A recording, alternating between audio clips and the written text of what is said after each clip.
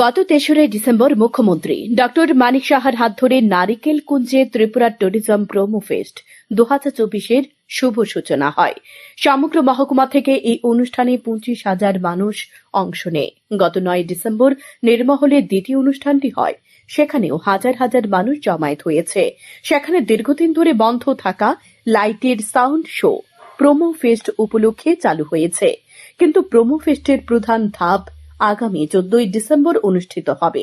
এদিন আগরতলা স্বামী বিবেকানন্দ ময়দানে হবে এই অনুষ্ঠান।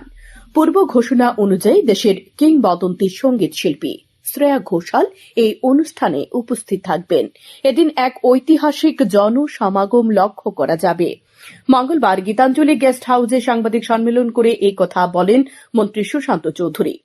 ১৪ ডিসেম্বর মূল অনুষ্ঠানের জন্য দফায় দফায় প্রশাসনিকভাবে বৈঠক হয়েছে।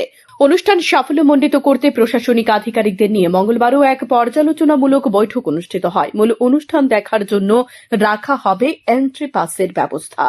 পাস নিতে কাউকে কোনো ধরনের টাকা দিতে হবে না। ৩ ধরনের এন্ট্রি পাস থাকবে। ৩ ধরনের পাসের রং ৩ রকমের হবে।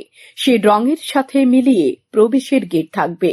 সে গেট দিয়ে দর্শকদের আস্তাবল ময়দানে প্রবেশ করতে হবে বলে জানিয়েছেন মন্ত্রী সুশান্ত চৌধুরী।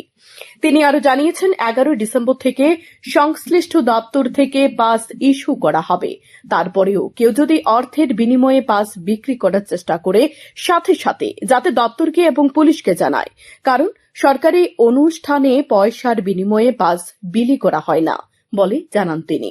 গত ৩ তারিখ রাজ্যের মাননীয় মুখ্যমন্ত্রীর হাত ধরে আমাদের প্রোমো ফেস্ট 2024 শুভ সূচনা হয়েছে ডুম্বুরে নারিকেল কুঞ্জে, এবং একটা অভূতপূর্ব সাড়া আপনারা দেখেছেন সংবাদপত্র, সোশ্যাল মিডিয়ার মাধ্যমে, যে প্রায় ওই অনুষ্ঠানে ২৫,০০০ থেকে বেশি মানুষ সমগ্র মহকুমা থেকে জড়ো হয়েছিল এবং রাত ৩টা পর্যন্ত ওই অনুষ্ঠান সেখানে চলেছে।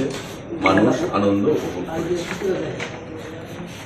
পরবর্তী সময়ে আমরা গতকাল দ্বিতীয় ধাপে সোনামুড়া মহকুমার নির্মহলে রুদ্রসাগরে অনুষ্ঠিত করি প্রোমো ফেস্ট, এবং সেখানেও আমরা দেখেছি, আমিও ব্যক্তিগতভাবে ছিলাম, সেক্রেটারি সাহেব ছিলেন, ডাইরেক্টর ছিলেন, হাজার হাজার মানুষের জমায়েত আমরা লক্ষ্য করেছি।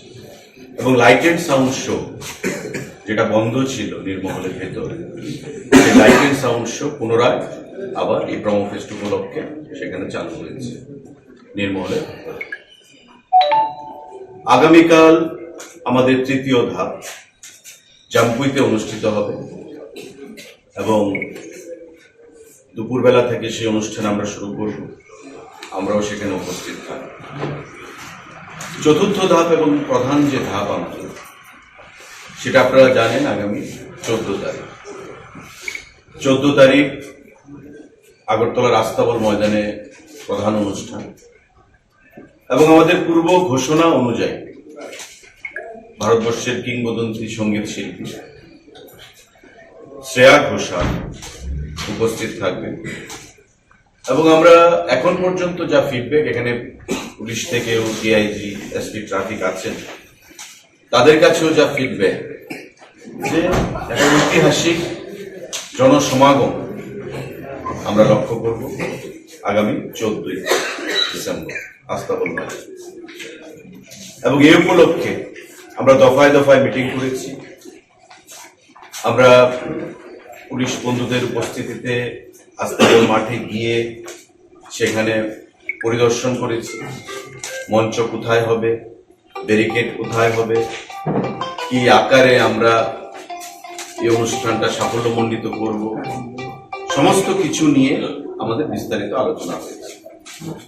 আজকেও আমাদের এই প্রেস মিটের আগে DIG range, secretary, SP traffic, director, DWS এর বন্ধুদেরকে নিয়ে আমরা একটা রিভিউ মিটিং করেছি, এবং প্রত্যেকেরই একটা কথা, যে একটা রেকর্ড ব্রেকিং টার্ন আউট সেদিন হবে। এই শ্রেয়া ঘোষাল কনসার্ট সেখানে উপভোগ করার জন্য আমরাও দপ্তরের তরফ থেকে, ট্যুরিজম দপ্তরের তরফ থেকে পুলিশের সহায়তা নিয়ে এই প্রোগ্রামটাকে কি করে সাফল্যমণ্ডিত করা যায় এবং সুন্দরভাবে আনন্দ উৎসবের মধ্য দিয়ে কি করে অতিবাহিত করা যায় সে বিষয়ে সম্পূর্ণভাবে প্রস্তুতি গ্রহণ করেছি। আপনারা জানেন যে তার আগে আস্তাবল মাঠে অনেক কর্মসূচি হয়েছে, এই ধরনের কর্মসূচি। আস্তাবল মাঠের যা পরিধি বা যা আয়তন সেটা তো আমরা আর বৃদ্ধি করতে পারবো না, কিন্তু এই আমাদের যা রিসোর্সেস আজ রয়েছে তার মধ্যে থেকে আমরা এই প্রোগ্রামটাকে সুন্দরভাবে অতিবাহিত করতে চাই। সবার আগে আমি যেটা বলতে চাই যে এই অনুষ্ঠানে আসার জন্য আমরা পাস ইস্যু করব, কিন্তু পাস হবে সম্পূর্ণ বিনামূল্যে।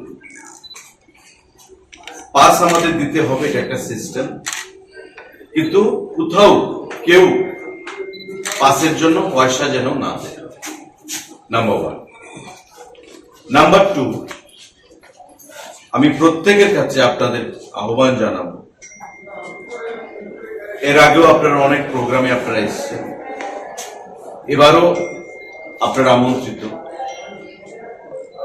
আমরা ঠিক সময় মতো প্রোগ্রাম শুরু করব। প্রত্যেকে যারা পাস নেবেন, প্রত্যেকে আমি সবার কাছে আহ্বান জানাবো 4:30 থেকে 5টার মধ্যে অবশ্যই মাঠের মধ্যে ঢোকার চেষ্টা করছি। অনেকে যে কোনো ধরনের পাস দিয়ে বলবে যে পয়সা দিয়ে কিনতে হবে, পয়সার বিনিময়ে সেটা আবার রিসেল করতে পারে। কোথাও কেউ পয়সা দিয়ে পাস গ্রহণ করবেন না। আমাদের সাফিসিয়েন্ট পাস আমরা প্রিন্ট করাচ্ছি, বিশেষ করে এটা গ্রিন কালার এবং আমাদের পিঙ্ক কালার। কোথাও কোনো পয়সা দিয়ে পাস ইস্যু করবেন না, কারণ সরকারি প্রোগ্রাম কোনো অবস্থাতেই পয়সার বিনিময়ে, পাসের বিনিময়ে, মানে পয়সার বিনিময়ে পাসের মাধ্যমে আমরা করাইনি, কখনো আমরা করাতে চাইনি। স্বাভাবিকভাবেই কোনো ট্র্যাপে যেন কেউ না আসে। যদি এমন কেউ করে, সঙ্গে সঙ্গে দপ্তরের গোচরে আনবেন বা পুলিশের গোচরে আনবেন, যাতে কেউ এই ধরনের কোনো ম্যাল প্র্যাকটিসে যুক্ত না হয়। আমি আপনাদের মাধ্যমে সবার কাছে আহ্বান জানাবো, free entry, free pass, entry pass, কোথাও পয়সার বিনিময়ে আপনারা সেটা করবেন না। আজকে এই যে ঘোষণাগুলো, কারণ আমাদের 14 তারিখ কর্মসূচি, অনেকের মধ্যে একটা কনফিউশন যে কোথায় পাস পাবো। আমরা বলে দিলাম আগামীকাল থেকে আপনারা পাস গ্রহণ করবেন আমাদের ডাইরেক্টরেট থেকে, ট্যুরিজম থেকে। আপনারা জানেন যে সেটা টাউন হলের পাশে রয়েছে, সেখান থেকে আপনারা গ্রহণ করবেন।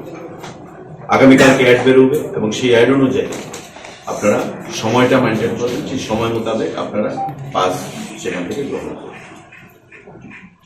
সুন্দরভাবে প্রোগ্রামকে অতিবাহিত করার জন্য আমি সকলের সহযোগিতা চাইব, সাংবাদিক বন্ধুদের সহযোগিতা চাইব, এবং আপনাদের জন্য সেখানে আলাদা যে কভারেজ করার জন্য সেন্টার পয়েন্টে আপনাদের জন্য ব্যবস্থা থাকবে।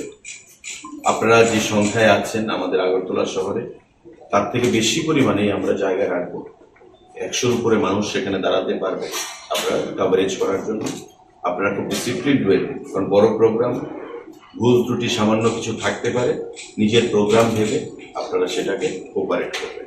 তার বাইরে আপনাদের জন্য আমরা কিছু পাস ইস্যু করব, মিডিয়াকে নিয়ে পাস, মিডিয়ার জন্য আমরা আপনাদের গলায় রাখার জন্য আমরা কিছু পাস ইস্যু করব, সেগুলো আপনারা নেবেন এবং সুন্দরভাবে এই প্রোগ্রামকে কভারেজ দেবেন, যাতে এটা একটা ঐতিহাসিক প্রোগ্রামে আমরা রূপ দিই।